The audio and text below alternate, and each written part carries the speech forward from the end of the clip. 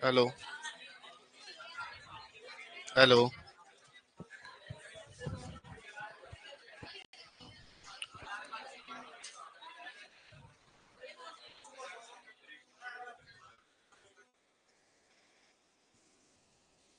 मतलब तुम्हें समझदारी तो है, थोड़ी 5-7 सेकंड बाद आती है लेकिन आ तो जाएगी। कोई दिक्कत नहीं, ऐसा चलता है, इतना तो चलता है, कोई नहीं। समझदार तुम लोग हो। ओके, आवाज आ रही है? लास्ट। जिसको नहीं आ रही एक बार हाथ खड़े करो। आवाज नहीं आ रही उनका भी इलाज कर देते हैं। ओके, सबको आ गई ना? क्या ताकत है मेरे में। अब ज्यादा आने लग गई। और पीछे जाना है? नहीं, आपको आ रही है लास्ट कॉर्नर आवाज? ओके, बढ़िया। हम पढ़ रहे थे मृदा जल, सोइल वाटर पढ़ रहे थे। इतना क्या तुम अजीब ऐसे वियर्ड एकदम रिएक्शन दे रहे हो? सोइल वाटर पढ़ रहे थे, पढ़ रहे थे ना? क्या भूल गए? अच्छा, हम मृदा जल पढ़ रहे थे और मृदा जल में मैं एक बात बता रहा था आपको कि मृदा जल जो है वो 3 प्रकार का होता है, हॉलार्ड, केसार्ड, एकार्ड। और फिर मैंने कहा हॉलार्ड क्या होता है? संपूर्ण जल मिट्टी का। केसार्ड कौन सा होता है? उपलब्ध जल। और अनुपलब्ध जल कौन सा? एकार्ड। फिर मैंने कहा था कि मृदा के रंध्रों में उपस्थित जल ही क्या कहलाता है? मृदा जल कहलाता है। और ये मृदा जल कितने प्रकार का है? भौतिक रूप से कितने प्रकार का है? कौन कौन सा? जो गुरुत्वाकर्षण के साथ चला जाता है वो, जो मिट्टी में नहीं रुकता वो, जो, अरे नहीं रुकता वो, जो नहीं रुकता वो गुरुत्वीय। कौन सा? तुक्के मार रहे हैं कि पहली बार गुरुत्वीय आंसर था तो दूसरी बार तो होगा केसीए। फिर एक और पूछा कि सर आदर तक रही। अरे भैया क्वेश्चन सुनना है, तुक्के। हाँ, वापस सुनो। जो मिट्टी में नहीं रुकता, जो बड़े रंध्रों में रहता है, गुरुत्वीय। जो बड़े रंध्रों में रहता कौन सा? अरे जो बड़े रंध्रों में रहेगा वो रुकेगा। जो अकेशीय रंध्रों में रहता है, गुरुत्वीय। जो केसीय रंध्रों में रहता है, केसीय जल। जो केसी की रंध्रों में रहता है वो कौन सा है? अच्छा, पौधे को उपलब्ध सारा का सारा उसका एक हिस्सा मिलता है। जो मिट्टी के कणों की सतह पर बहुत आकर्षित होते हैं वो वाला। जो वायुमंडल की आर्द्रता से मिट्टी को मिलता है वो आर्द्रता ग्राही। कौन सा जल? अच्छा, आपका गुरुत्वीय जल कहां से कहां तक होता है? 0 से 0.33 तक। 0 से 0. तनाव है तो प्लस में और विभव है तो ओके। आपका केशीय जल 31 बार ना? ओके, और उसके बाद का जल कौन सा? कितने लिख लिए थे? कौन कौन से? केसी की लास्ट लाइन क्या लिखी थी? इसका कुछ भाग मिट्टी को पादप को अवेलेबल होगा, लिख लिया था ये। ओके, तीसरे नंबर पे लिखिए आर्द्रता ग्राही जल।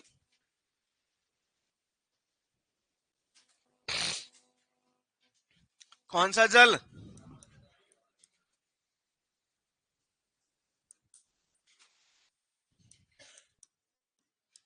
इंग्लिश में क्या बोलते हैं? Hygroscopic water. कौन सा जल होता है? जो मृदा कणों की सतह पर बहुत ही ज्यादा प्रबलता से जुड़ा रहता है वो वाला जल। अब बहुत ज्यादा प्रबलता से मिट्टी से जुड़ा है तो पौधे को मिलेगा। अरे भाई, पौधे को भी पौधे को चाहिए तो पौधा पहले अपने सतह पर जोड़ेगा। अब वो किसी और से जुड़ा हुआ है तो वो फिर पौधे से जुड़ेगा। तो ये पहले से ऑक्यूपाइड है, पहले ही मिट्टी का है। जो मिट्टी का है पहले से, वो पौधे को नहीं मिलेगा। अब इसको हटाना है तो एक ही तरीके से हटाया जा सकता है। मिट्टी को आपको इतना ज्यादा गर्म करना है कि वो जो पानी है वो क्या बन जाए? भाप बन जाए। तो इसको सिर्फ किस रूप में उड़ाया जा सकता है? भाप के रूप में। वरना पानी के रूप में उड़ाना इसको पॉसिबल, पानी के रूप में इसको हटाया, सिर्फ किस रूप में हटाया जा सकता है? भाप के रूप में। किस रूप में?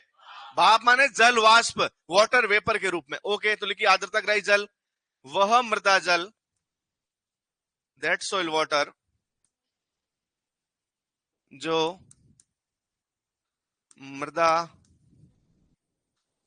कणों की सतह पर परबल आसंजन बलों द्वारा जुड़ा रहता है।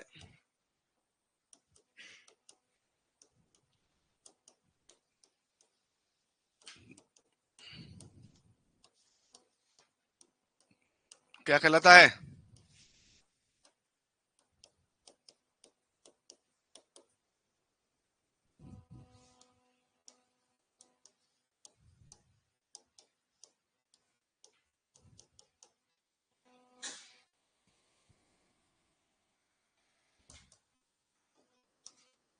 अच्छा, एक बात और ध्यान रखनी है, मृदा जल तनाव कितना होता है? कितना होता है? 31 बार से अधिक। तनाव बहुत ज्यादा है, 31 से भी अधिक है, तो जल की मात्रा क्या होगी? इसमें जल की मात्रा क्या है? कम है। अरे भैया, जहां बार तनाव कम वहां जल ज्यादा, और जहां तनाव ज्यादा वहां जल। तो याद रखना, जल बराबर धन। जल बराबर क्या है? धन है, पैसे हैं, मनी है। अब तनाव बढ़ेगा, तनाव बढ़ेगा, आदमी टेंशन में आएगा, मतलब धन क्या हो रहा है, मतलब जल क्या हो रहा है। अच्छा, तनाव कम है, आदमी एकदम फ्री, टेंशन फ्री है, मतलब धन बहुत ज्यादा है। लेकिन ये समय आएगा एक टाइम जब धन ही तनाव बढ़ाएगा। आदमी के पास पैसे होते हैं तो ज्यादा टेंशन आने लग जाती है। इतना ध्यान नहीं रखना, अपने अपने कॉन्सेप्ट गलत हो जाएगा, फिर ज्यादा दार्शनिक नहीं। आपको समझना कि अभी क्या चाहिए तुम लोगों को? अरे धन ही तो चाहिए, पैसे चाहिए ना, तभी तो सुपरवाइजर की तैयारी कर रहे हो। कि कोई क्या चाहिए? गांधी जी चाहिए। ओके, तो याद रखना, आपको ये जल समझ में आना है कि तनाव बढ़ेगा, तनाव अधिक होगा तो जल की मात्रा क्या होगी। तो याद रखना, आर्द्रता ग्राही जल बहुत ज्यादा जल नहीं होता, इसलिए तो पौधे को मिलता। तो याद रखना, आर्द्रता ग्राही जल पौधे को मिलता तो पादपों को क्या होता है? अनुपलब्ध होता है।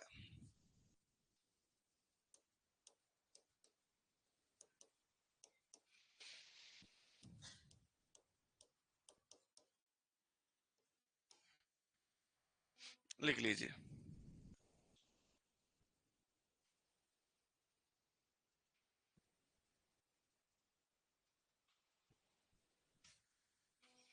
ये क्या लिखा हुआ है?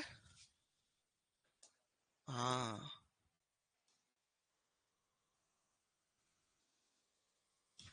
लिख लिया।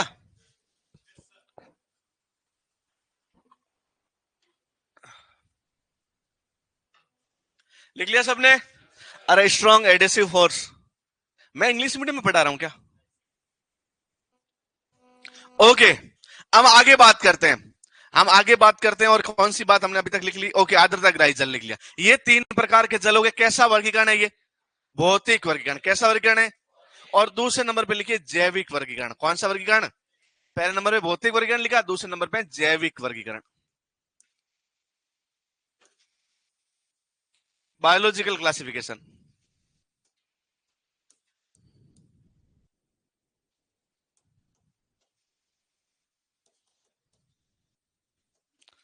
Biological classification. अच्छा, बायोलॉजिकल क्लासिफिकेशन में भी कितने टाइप का? 3 प्रकार का।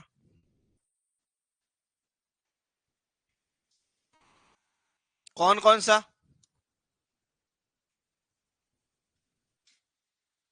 तो याद रखना, जैविक वर्गीकरण में भी 3 प्रकार का है। एक है आपका स्वतंत्र जल। कौन सा जल? स्वतंत्र। स्वतंत्र मतलब फ्री वाटर है। एक है आपका उपलब्ध जल। कौन सा जल? उपलब्ध को बोलते हैं प्राप्य, प्राप्त जल, प्राप्य जल, अवेलेबल वाटर। एक जल है आपका, कौन सा वाला? कौन सा? अरे अनुपलब्ध जल। कौन सा जल? अप्राप्य। एक प्राप्त हो जाता है, एक प्राप्त नहीं होता। किसको? पौधे को। Unavailable water.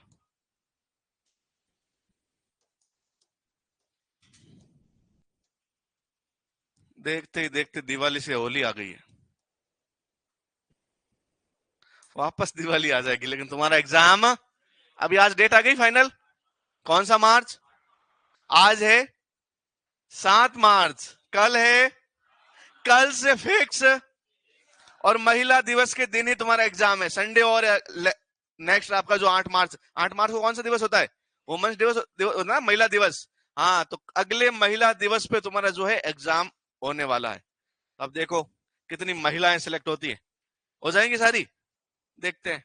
ओके, स्वतंत्र जल, उपलब्ध जल और free water, available water, unavailable water. एक बार बताओ क्या होता है। स्वतंत्र मतलब जिसके ऊपर किसी का कोई अधिकार, जो मुक्त रूप से बहता। तो ऐसा हमने पहले और पढ़ा था, कौन सा जल, गुरुत्वीय जल। तो ये कौन सा जल होता है, याद रखना, गुरुत्वीय जल ही होता है। कौन सा जल होता है, गुरुत्वीय जल। अच्छा, गुरुत्वीय जल कहां से कहां तक होता है, 0 से 0.33 बार तक, तो याद रखना 0 से 0.33 बार तक। उपलब्ध जल, ये जल होता है 1/3। अच्छा, 1/3 को हम 0.33 लिख सकते हैं, 0.33 से लगाकर 15 बार तक जो जल होता है उसको हम क्या बोलते हैं, उपलब्ध या प्राप्य जल। और 15 बार से अधिक पर जो जल होता है उसको हम क्या बोलते हैं, अप्राप्य जल। लिख लीजिए तीनों।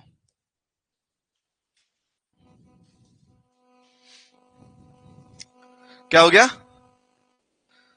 डाउट पूछो। हाँ, नहीं नहीं, आप, मैं क्लियर करूंगा, नो टेंशन रहो। अच्छा, जगह नहीं, तो वो मैं क्लियर नहीं करूंगा। तो ये तो जगह तो भाई तुम्हें लानी पड़ेगी, मैं प्लॉट खरीद के नहीं दे सकता।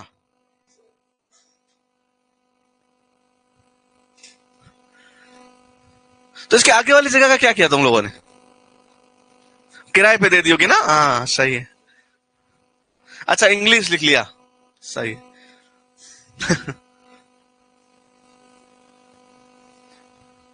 तो तुम्हें ऐसा नहीं लगा कि मैंने इतनी जगह क्यों छोड़ी इसके बीच में, ऐसे दिमाग नहीं लगाया कोई नहीं। अरे मेरे पास तो क्या है कि ऐसे इसको बोर्ड को छोटा कर सकता हूँ, बड़ा कर सकता हूँ, तुम्हारे पास ऐसा पावर आई नहीं अभी तक।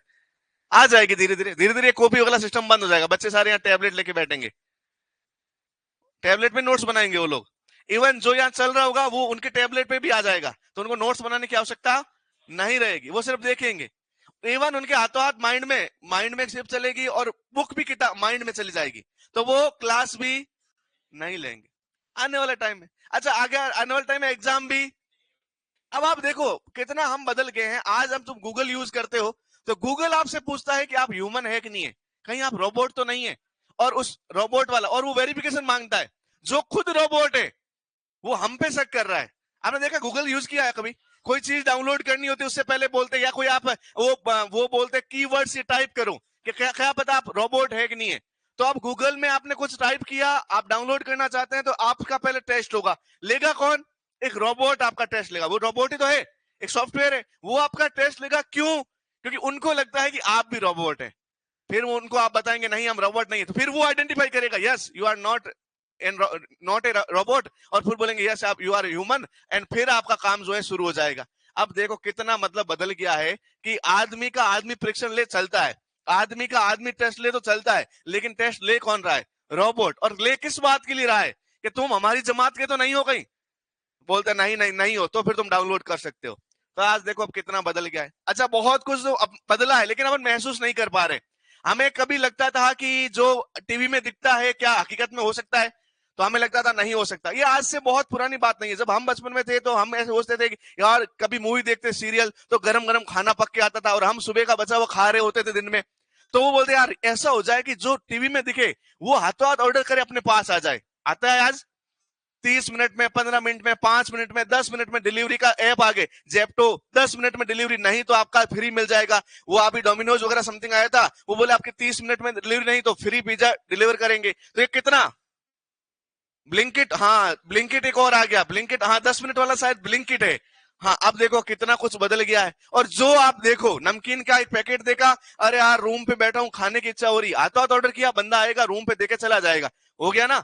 अब धीरे धीरे, अच्छा आज से पहले आपके ताऊ जी को, आपके पिताजी को, उनका बचपन पूछिए कि कभी आपको किसी किसी से बात करनी होती तो वो पत्र लिखते थे। आज किसी को पत्र लिखना आता है क्या तुम्हें? एप्लीकेशन के लिए क्लासेस लगती है, एप्लीकेशन कैसे लिखी जाती है उसकी क्लासेस लगती है। पहले के लोग क्लासेस लेकिन फिर भी पत्र जो आपके इनफॉर्मल लेटर होते थे वो लिखे होंगे। अच्छा, आपके पिताजी और ने लिखे होंगे, कहीं दूर जॉब करते होंगे, तो आजकल पत्र का नाम आते ही एक ही पत्र माइंड में आता है, समझ रहे हैं? लेटर का नाम आते ही एक ही लेटर आता है माइंड में, लेकिन पहले के लोग लेटर से ही बात करते थे, तो वो लेटर ही लिखते थे। तो अब आप देखो पूरा बदल गया। आज कोई लेटर लिखना आता है क्या? तुम किसी लिखा है लेटर कभी? नहीं। हाँ, मत लिखना। अब तुम लेटर लिखोगे तो लेटर वाला अलग हिस्सा हो गया वो लेटर का। अब आजकल सारे लेटर की जगह पूरी की पूरी चैट आ गई है, तो अब आप चैट करने लग गए। अब बात करनी होती घर पे तो बहुत इजी हो गया है। पहले जो बाद में बंदा पढ़ने जाता था बाहर, तो वो महीनों महीनों घर के कांटेक्ट में ही नहीं रहता था। घर पे किसी की डेथ हो जाए, किसी की शादी तय हो जाए। अब मेरे ताऊ जी की या फिर मेरे अंकल की शादी थी और पिताजी कहीं जॉब करते थे, तो शादी हो गई और उसके 3 महीने बाद, मतलब मिठाई जो बनाई होगी ना वो भी नहीं बची थी, उसके बाद पिताजी आए और पता चला कि शादी तो हो गई। देखिए, तो ये इन्फॉर्म आजकल ऐसा हो सकता है क्या? पॉसिबल ही नहीं है। आजकल तो शादी नहीं, सगाई के भी 3 महीने पहले सब पूरे घर को पता होता है कि ये बात चल रही है, क्योंकि आपका जो कम्युनिकेशन है वो बहुत ज्यादा बढ़ गया है। तो आगे आने वाले टाइम में आपको एग्जाम देने की आवश्यकता, इन पूरे के पूरे धरती पर कौन राज करेगा? हाँ, जो ये ऑटोमेटिक मशीन बना रहे हो, मशीन राज करेगी और मशीन ही सारा काम करेगी। करेगी? आपको लगता है नहीं करेगी, क्योंकि मशीन ने बहुत कुछ बदल दिया है, अपने को पता नहीं चल रहा है। आप खुद देखो ना, आपने कितनी चीजें बदल दी है। पहले लकड़ी बीनने जाते थे, लकड़ी लेके आते थे, चूल्हे में जलाते थे, पानी गर्म करते थे, फिर नहाते थे। आजकल जाओ, हाथों हाथ इंस्टेंट 5 मिनट में पानी गर्म है, शॉवर में आएगा, नहा लो। टाइम टाइम क्या हो गया है? कम हो गया। तो पहले आदमी बिजी रहता था, लकड़ी लेने लाने में, चूल्हे में जलाने में, गर्म करने में 3 घंटे जाते थे, तो 3 घंटे का बंदे का काम रहता था। आज 5 मिनट में वो नहा लिया। तो मुझे बताओ, बाकी बचे हुए 2 घंटे 55 मिनट क्या करेगा वो? हाँ, वो फालतू के काम करेगा। ओके, अब आपको 3 प्रकार के जल समझ में आए। पहला कौन सा? स्वतंत्र। दूसरा और तीसरा? जो पौधे को मिलता है वो उपलब्ध जल। कौन सा जल? और जो पौधे को नहीं मिलता वो? जो मुक्त रूप से बहता है वो, जो गुरुत्वीय जल जैसा है, मतलब गुरुत्वीय जल मुक्त रूप से बहता है, तो जो बहता है वो कौन सा जल? स्वतंत्र जल। ओके, अब हमें कुछ और बातें ऐसी पढ़नी है जो हमें ये बताती है कि ये पॉइंट पर कितना पानी रहेगा। जैसे मैं एक बोलूं अधिकतम जल धारण क्षमता, तो लिखिए मृदा जल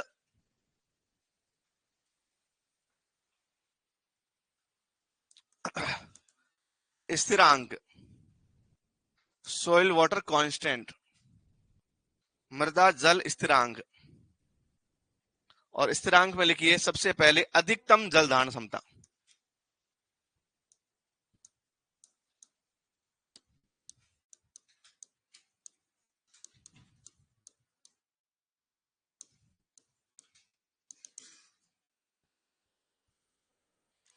अधिकतम जल धारण क्षमता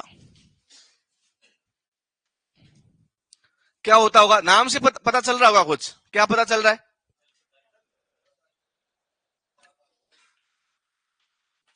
वर्ड अधिकतम तो तुम भूल गए। जल को धारण करने की क्षमता जल धारण क्षमता। अधिकतम का मतलब, अरे भैया, एक मिट्टी अधिक से अधिक कितना पानी रोक सकती है? यदि उसको हम सारी फेवरेबल कंडीशन दे, खूब सारा पानी पड़ा है सोइल के अंदर, तो कितना पानी अपने अंदर धारित कर सकती है, कितना पानी अपने अंदर समा सकती है। आप समझिए, मैंने एकदम तवे पे गर्म की हुई मिट्टी को इसके अंदर भर दिया, एक जितनी आई इतने इसके अंदर पूरी भर दी। यहां तक भरने के बाद क्या पानी डालूंगा तो पानी ऊपर से गिर जाएगा या अंदर रिस के जाएगा? क्योंकि हमें सबको पता है कि मिट्टी के अंदर क्या होते हैं? रंध्र, और रंध्र पानी सोख लेते हैं। तो जैसे मैं यहाँ पानी डालना शुरू किया, पानी अंदर आना शुरू होगा, शुरू होगा। कब तक आएगा? क्या अनलिमिटेड पानी आएगा क्या? नहीं, ये अक्षत पात्र नहीं है, इसका भी एक लास्ट एंड आएगा। जब हम पानी डालेंगे, 500 ml डाला, तो 500 ml के बाद में हमें पता चला कि अब पानी की एक बूंद भी डाली तो क्या हो जाएगी? बाहर गिर जाएगी। मतलब 500 ml अधिकतम जलदान क्षमता इसकी क्या है?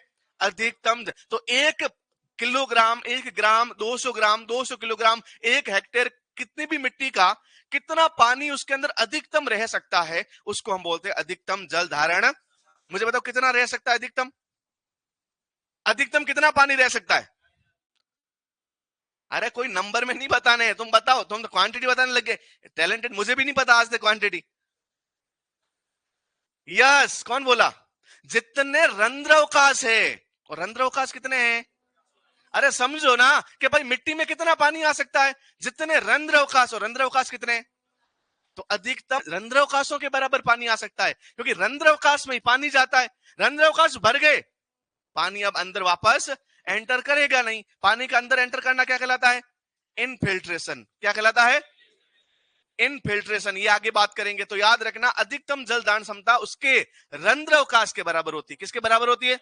जितना ज्यादा रंध्रावकाश, पानी उतना ज्यादा अंदर जाएगा। जितना कम, यदि किसी मिट्टी में टोटल रंध्रावकाश 25% है, तो उसमें अधिकतम पानी कितना जाएगा?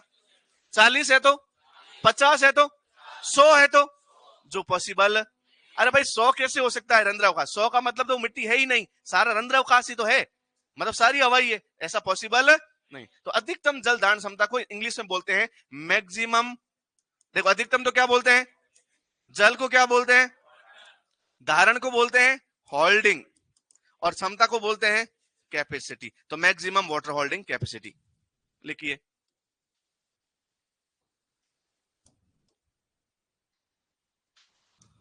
मृदा की वह स्थिति जब संपूर्ण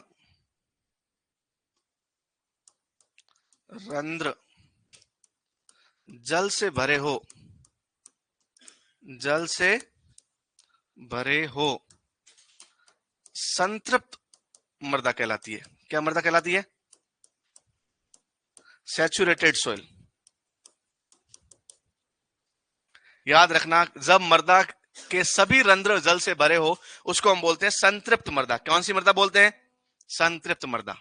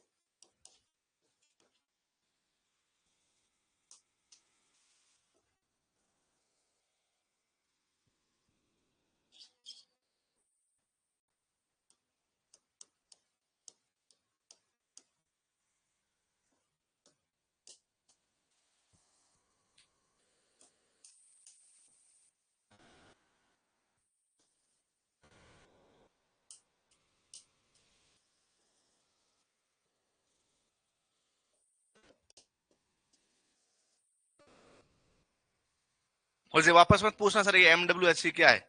मैक्सिमम वाटर होल्डिंग कैपेसिटी, अधिकतम जल धारण क्षमता। समझना, मैं एक बार लिखिए फिर मैं समझाता हूं दोनों ही बातें। अच्छे समझना क्या बातें बोल रहे हैं लोग, एक बार ध्यान से लिखिएगा। मृदा की वह स्थिति जब संपूर्ण रंध्र जल से भरे हो क्या कहलाती है? संतृप्त मृदा, सैचुरेटेड सोइल कहलाती है। अब सैचुरेटेड सोइल के अंदर जितना पानी है वही उसकी क्या कहलाती है? Maximum water holding capacity. मतलब जब सारे रंध्र क्या होते हैं?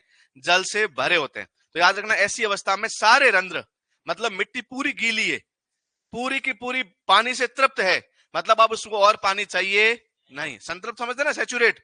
क्या अब आज मैं संतृप्त हो गया, तृप्त हो गया, मतलब जितने खाने की भूख थी, जितनी पढ़ने की भूख थी, वो पूरी कंप्लीट होगी। आज तो मैं तृप्त होकर पढ़ा, मतलब जितना पढ़ सकता था उतना पढ़ा। तो सोइल कभी तृप्त कब होगी? जब उसके सारे रंध्र किससे भर जाएंगे, और जब सारे रंध्र जल से भर जाते हैं, तब जितना पानी होता है वो क्या कहलाता है? अधिकतम जल धारण क्षमता कहलाती है। लिख लिया सबने? हर खांसी में ऐसे लगता है ये लास्ट वाली खांसी है। मूवी में देखा है, एक बुढ़ा सा लेटा होता है और उसको एक खांसी आती है, बेटा सुनना और चला जाता है। वो ऐसे बताते बताते जाता है। हर मूवी में कभी बुढ़ा ऐसे नहीं गया है। वो बोलेगा बेटा, वो मेरे छोटे वाले को बेटे को बुलाओ, वो एरोप्लेन से आएगा, पता नहीं कहां, सांस समुद्र पार है, वो आएगा दौड़ते दौड़ते, और वो बोलेगा, देखते ही दरवाजे पे देखेगा, बेटा, ऐसे करते ही गया। और वो बात उसके अलावा किसी को नहीं बताएगा। वो पहले बता देता तो सबको पता चल जाती। अब वो देखी होगी ना तुम, धमाल, धमाल मूवी देखी कि नहीं देखी? उसमें क्या होता है, वो एक्सीडेंट से मरता है, और वो बोले गोवा में बड़े से डब्लू के नीचे क्या है। हाँ, लेकिन उनके टीम में एक मूर्ख होता है, वो सबको बता देता है कि हम किसी को नहीं बताएंगे कि इन्होंने बोला है कि गोवा में बड़े से डब्लू के नीचे 10 करोड़ पड़े। ये बात हम किसी को बताते बताते बता देते हैं। ओके, ओके, अब देखो मैक्सिमम वाटर होल्डिंग कैपेसिटी में सारे रंध्र किससे भरे हुए हैं? तो यहां पे 100% जल होता है। क्या सारा पानी पौधे को उपलब्ध होता है? क्या नहीं होता। तो याद रखना, संपूर्ण रंध्र मतलब सूक्ष्म और वृहद दोनों ही रंध्र किससे भरे होते हैं? जल से। सूक्ष्म व वृहद दोनों रंध्र जल से भरे होते हैं।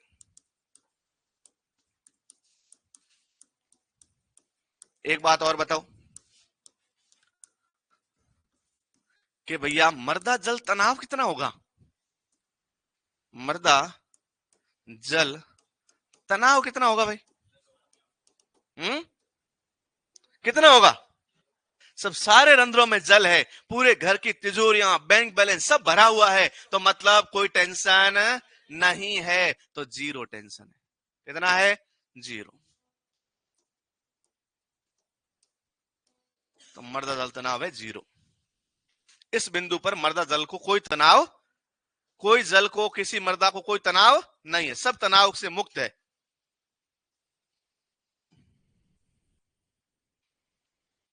अब अपन थोड़ा समझते हैं, अपन फील्ड में चलते हैं सब। हम सब इमेजिन कीजिए कि अभी हम किसी खेत में पहुंच गए। कहां पहुंच गए? खेत में। एक हमें प्लॉट दिख रहा है, खेत दिख रहा है। क्या दिख रहा है? उस खेत में थोड़ा पानी कम था, तो हमने क्या किया, भैया की सहायता से, जो भी वहां फील्ड पे काम कर रहे थे अपने किसान भाई, उनको बोला भैया कोई इरिगेशन देने का होगा सोर्स? बोले ठीक है। तो हमने इसके ऊपर इरिगेशन करवा दी। इरिगेशन माने सिंचाई करवा दी। सिंचाई करवाई कि तो सारे रंध्र भरेंगे। और एक समय ऐसा आया कि सारे रंध्र भर गए, पानी ऊपर बहने लग गया। हमने सिंचाई वाला बटन कर दिया बंद। अब ऐसी कंडीशन में जब सारे रंध्र भरे हुए हैं, तो वो कौन सा कहलाएगा? Maximum water holding capacity. जब मिट्टी के संपूर्ण रंध्र जल से भरे होते हैं, तब मृदा जल की अवस्था क्या कहलाती है? Maximum water holding capacity. इधर हो जाओ ना, मैक्सिमम वाटर होल्डिंग कैपेसिटी। अब दिख रहा है सबको? Okay. Maximum water holding capacity का मतलब पूरे रंध्र भरे हुए जल से। अब किसान को बोल दिया हमने कि भैया, किसान भैया, आपको इरिगेशन देने की आवश्यकता, और हमने फोन लगाया इंद्र भगवान को कि बारिश करने की भी आवश्यकता, और हमने इस मिट्टी को 2 दिन 3 दिन वहीं बैठ के देखने लगे। अब हम चारों तरफ बैठ गए खेत के, और हम मिट्टी को देख रहे। 2 दिनों बाद, कितने दिनों बाद आप देखेंगे कि 2 दिनों तक कुछ पानी हमेशा नीचे की ओर जा रहा है। 2 दिनों तक, कितने दिनों तक? 2 दिनों तक इसके अंदर का जो पानी है वो अब बह नहीं रहा ऊपर, लेकिन धीरे धीरे मिट्टी सूख रही है। कैसे सूख रही है? कि पानी जो है ना सर, वो कहां जा रहा है? नीचे जमीन की तरफ जा रहा है। और आप सभी को पता है इस प्रक्रिया को बोलते हैं परकोलेशन, मिट्टी के अंदर जाना। अच्छा, ये क्यों जा रहा है नीचे? गुरुत्वाकर्षण बल की वजह से। किस बल की वजह से? तो जब मैक्सिमम वाटर होल्डिंग कैपेसिटी पे 0 बार था, तो यहां से पानी थोड़ा कहां गया? नीचे की तरफ। कितने दिनों तक? 2 से 3 दिनों तक। तो 2 से 3 दिनों तक जो गुरुत्वीय जल गया जो नीचे की तरफ, अच्छा नीचे की तरफ जाता है वो जल कौन सा? गुरुत्वीय। कौन सा जल? तो गुरुत्वीय जल नीचे की तरफ गया। कितने दिनों तक? उसके बाद में हमने देखा यार कि अब मिट्टी के अंदर से पानी नीचे नहीं जा रहा है। मतलब मिट्टी में भी ऐसी कैपेसिटी है कि गुरुत्वाकर्षण बल के विरुद्ध पानी को अपने अंदर रोक के रख सकती है। रोक के मतलब मिट्टी अपना संपूर्ण जल गुरुत्वाकर्षण की तरफ जाने, कुछ पानी मिट्टी के अंदर रुक गया है, तो 2 से 3 दिनों बाद जब पानी नीचे जाना बंद हो जाए, उस बिंदु को बोलते हैं क्षेत्र क्षमता। क्या कहते हैं भैया? वापस सुनना, कि जब हम एक मिट्टी को पूरा संतृप्त कर दे और 2 से 3 दिन तक छोड़ दे, तो 2 से 3 दिन तक के बाद पानी नीचे जाना क्या हो जाता है? बंद हो जाता है। किस वजह से? किस वजह से? मिट्टी के अंदर पानी को रोकने की क्षमता क्या कहलाती है? किसके खिलाफ? गुरुत्वाकर्षण बल के खिलाफ। अब पानी नीचे जाना क्या बंद हो जाएगा। तो पानी जो नीचे गया है वो कौन से रंध्रों से गया है, और जो रुक गया है वो कौन से? तो याद रखना, क्षेत्र क्षमता पे कौन से रंध्र भरे होते हैं? सूक्ष्म रंध्र। अब हमने देखा कि इस खेत के अंदर पौधे भी है। क्या है? और पौधे अपने जिंदा रहने के लिए क्या यूज करते हैं?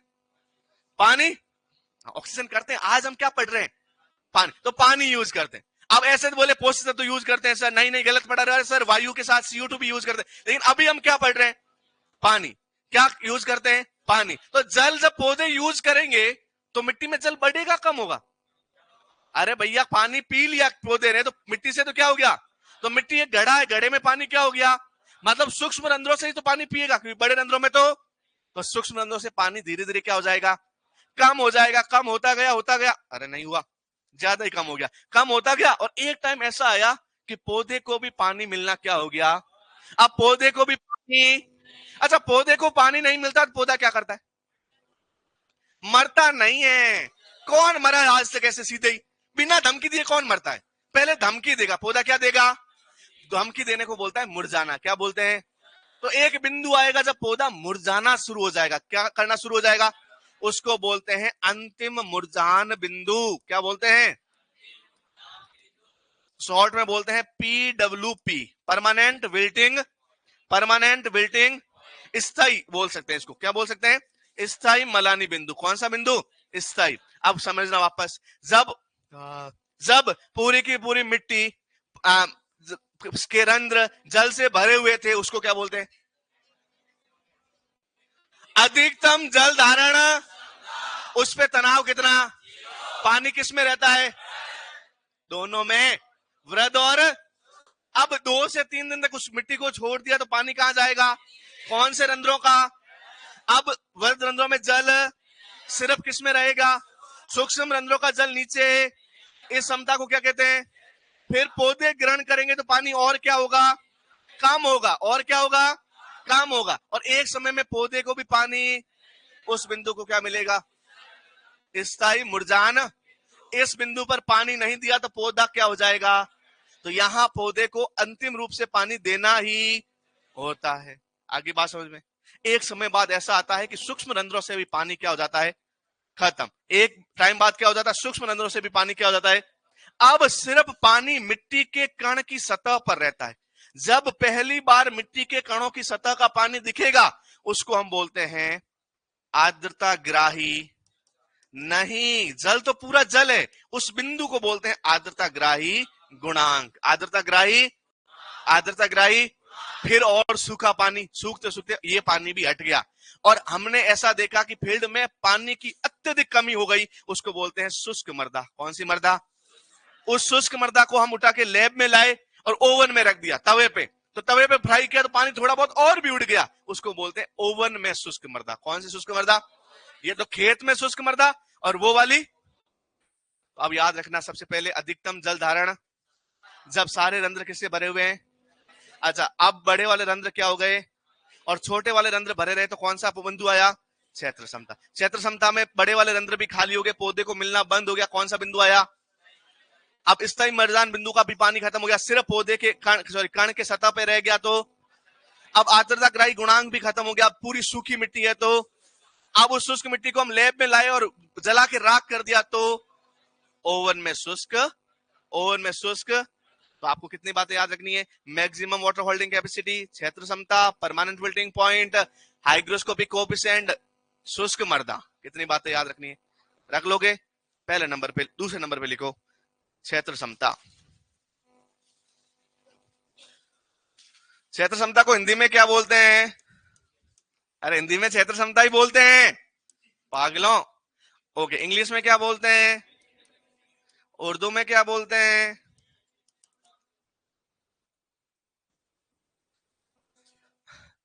ओके, जितने में लिख सको इतने में लिख लो।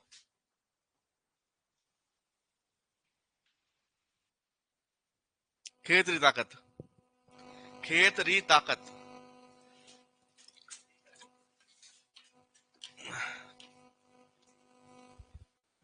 खेतरी वो नहीं जहां पे तांबे की खदान है, जहां के राजा ने किसकी सहायता की थी? विवेकानंद जी की। क्षेत्र क्षमता, फील्ड कैपेसिटी। क्या होता है क्षेत्र क्षमता, फील्ड कैपेसिटी? यस, आप सीरियस हो जाओ यार। क्या होती है? मृदा की वह क्षमता जो गुरुत्वाकर्षण बल के विरुद्ध जल को अपने अंदर रोक के क्या कहलाती है? क्या कहलाती है? तो लिखिए, वह मृदा जल, वह मृदा जल जो गुरुत्वीय बल के विरुद्ध, गुरुत्वीय बल के विरुद्ध मृदा में रुका रहता है।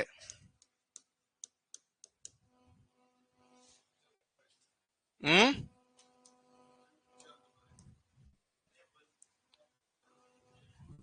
वह मृदा जल जो गुरुत्वीय बल के विरुद्ध मृदा में रुका रहता है। सही तो लिखा है? गलत लिखा क्या मैंने? एम आई रॉन्ग? सॉरी बोलूं? नहीं चलेगा ना? बोलूं? ओके वापस वह मृदा जल जो गुरुत्वीय बल के विरुद्ध मृदा में रुका रहता है। ओके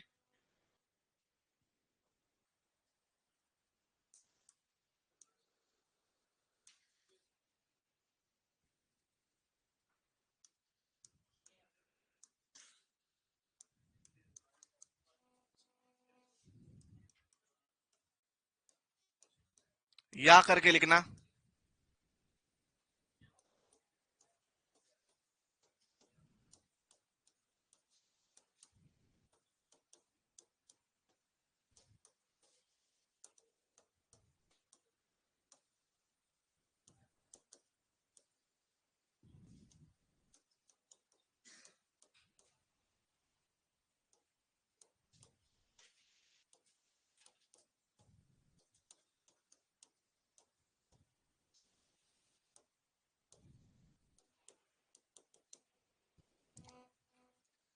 लिख लिया क्या?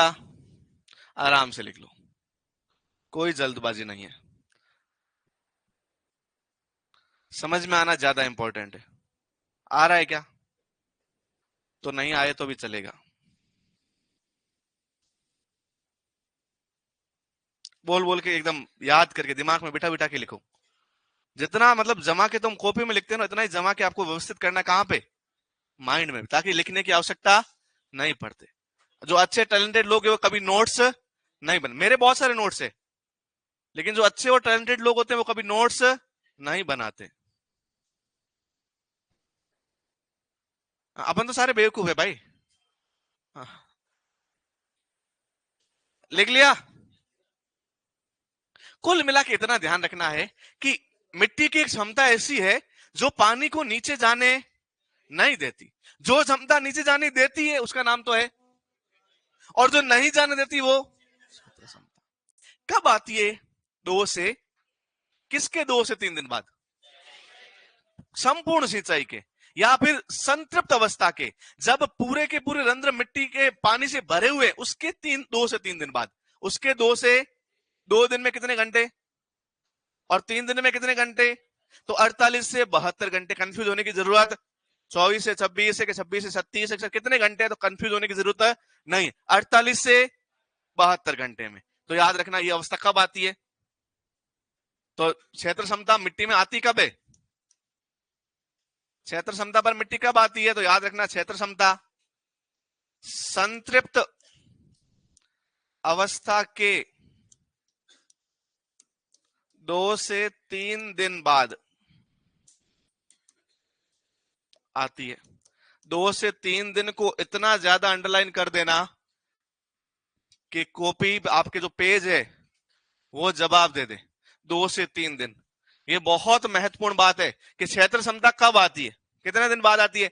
अरे नोट्स मत मिला, नोट से मिलाने थे तो मैं क्यों लिखवा रहा हूं फालतू पागलों जैसे।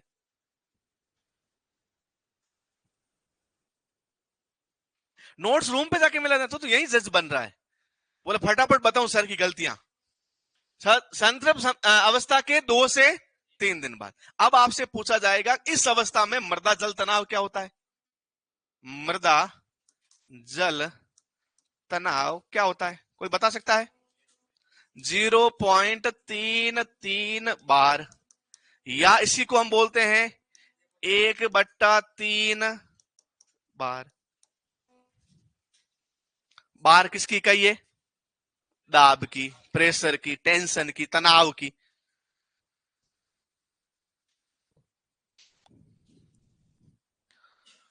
प्रति इकाई क्षेत्रफल पर लगा हुआ जो दबाव है। अब गिर गई तो अब आप ओपन कर सकते हो गेट।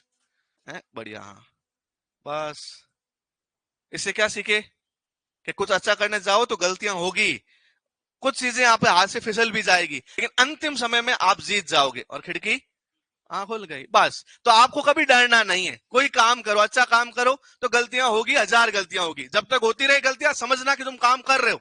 क्योंकि सोते हुए आदमी से नींद में कोई गलती, मेरे से तो हो गई यार कल, नींद में पता नहीं ऐसे हाथ घुमा रहा था, पास में टेबल पड़ी थी, इतनी जोर से लगी इस वाले हाथ पे। तो हो सकता है गलतियां हो सकती है। मर्दा जल,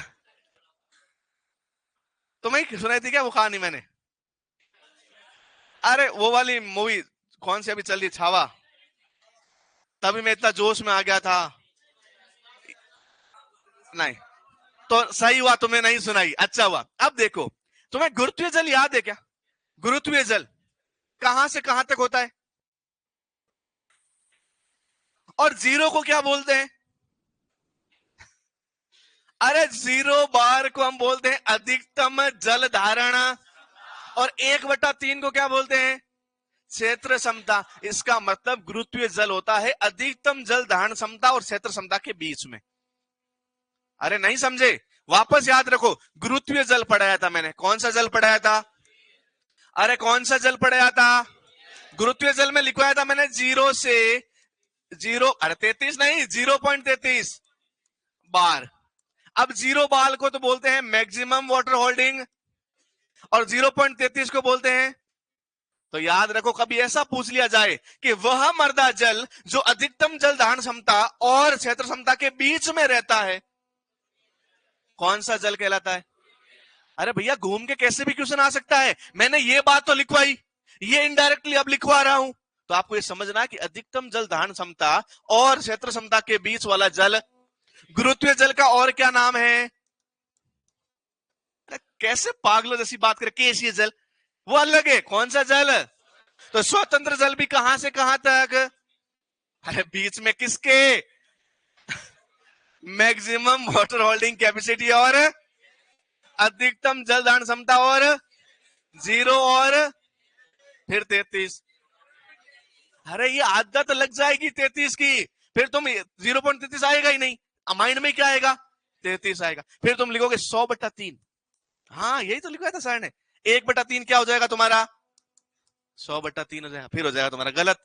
तो भैया गलत याद ही क्यों करना, 33 बोलना ही क्यों, क्या बोलना आपको? और क्या बोलते हैं इसको? ओके चलो, लिखोगे गुरुत्वीय जल किस किस के बीच में होता है? आगे लिखो, दूसरे नंबर, तीसरे नंबर पे। अच्छा अच्छा, क्षेत्र क्षमता में और क्या लिखवाया जा सकता है? 2 से 3 दिन लिखवा दिया, 0.33 बार लिखवा दिया, और कुछ लिखवाया नहीं जा सकता। 3 नंबर पे लिखो स्थायी मलानी बिंदु। अरे वो भूल गया, तू पहली बार हिंदी में बोला यार। कौन, वो कहां गया भैया? हाँ बहुत सारे टीचर तो डरे हुए कि वो अपने लैंग्वेज में पता नहीं कुछ बातें करता रहता है। हाँ हिंदी बोला कर बेटा, कोई दिक्कत नहीं है। हम्म, तो किसने बोला? अच्छा दूसरा, अच्छा साथ वाला बोला, दोनों ही भरतपुर से हैं कि धौलपुर से? अरे नहीं, हिंदी बोल, हिंदी। तेरी लैंग्वेज की मैं रेस्पेक्ट करता हूँ, बहुत अच्छी लैंग्वेज है, अपनी अपनी क्षेत्रीय भाषा सबकी अच्छी है, अपनी मदर टंग है। लेकिन यहाँ फिर क्या है, फालतू बच्चों को ज्यादा ही पसंद आ जाएगी लैंग्वेज। ओके, स्थायी मलानी बिंदु, परमानेंट विल्टिंग पॉइंट, लिखिए PWP। क्या होता है स्थायी मलानी बिंदु? क्या होता है? हाँ वही लेंगे। ओके, स्थायी मलानी बिंदु क्या होता है? वह अवस्था मृदा जल की जब पौधे मुरझाने लगते हैं। तो लिखिए मृदा जल की वह अवस्था, मृदा जल की वह अवस्था, इंतजार किसका है? मृदा जल की वह अवस्था जब पादप,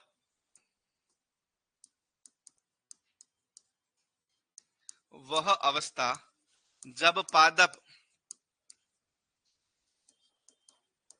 मृदा से,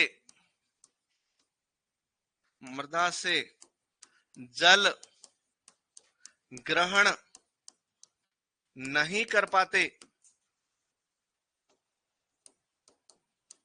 एवं क्या होने लगते हैं? मुरझाने लगते हैं,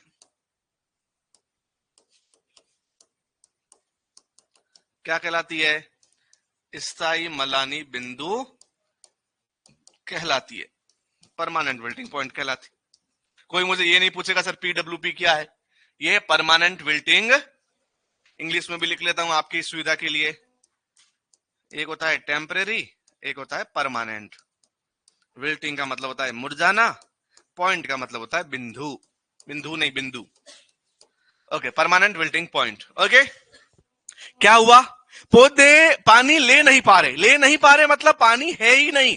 और जब मिट्टी सूखी हुई है तो पौधे को मिलेगा, संपूर्ण सूखी हुई नहीं है, पानी तो है लेकिन पौधे नहीं कर पा रहे, तो इसको क्या बोलते हैं, स्थायी मलानी बिंदु। याद रखो, मृदा जल तनाव कितना होता है, अरे सब जगह इतना ही होगा क्या, मृदा जल तनाव होता है 15 बार। कितना बार, 15 बार। कितना बार, अरे भैया याद करो ना, उपलब्ध जल कहां से कहां तक था।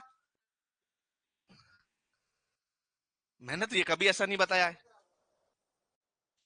मैंने तो आज तक ये नहीं बताया कि स्थायी मलानी। कब बताया, पिछली क्लास में? नहीं, कंफ्यूज हो रहे हो, अभी बताऊंगा मैं। अभी कुछ नहीं, यही बताया 15 बार, लिखो। अरे कब बता दिया मैंने, नहीं बता। अभी सुनो 2 मिनट, 2 मिनट बाद कॉन्सेप्ट आएगा, फिर मेरा टाइम भी हो रहा है जाने का। स्थायी मलानी बिंदु, वह बिंदु जब पौधे को पानी मिलना क्या हो जाए, पौधे को पानी मिलता कहां कहां है, 0.33 से, उसी को कौन सा जल बोलते हैं, उपलब्ध जल की, फिर कैसे जल, उपलब्ध जल, कौन सा जल, आज नहीं पढ़ोगे जल तो तुम्हारा नहीं आएगा। हाँ, और तुम्हारा जब नहीं आएगा कल तो मैं नहीं देखूंगा तुम्हारी, वाह यार मैं तो कभी हो गया, स्थायी मलानी बिंदु, और मैं नहीं देखूंगा तुम्हारी शक्ल तो तुम बोलोगे अबे, वाह यार।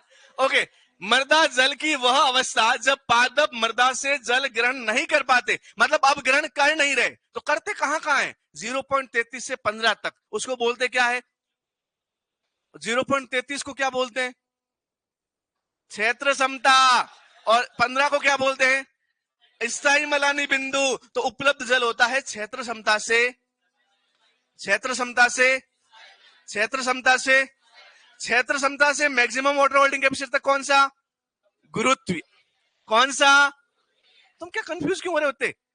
अब कल अपन स्केल बढ़ा के पढ़ेंगे, यहां तक लिख लिया। ओके, एक बात इसमें और लिख लो,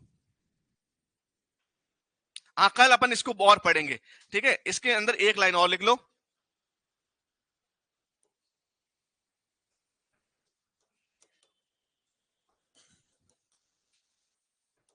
इंडिकेटर प्लांट कौन सा है, हाँ सूरजमुखी, मेरी सबसे प्रिय हेलियंथस एनस।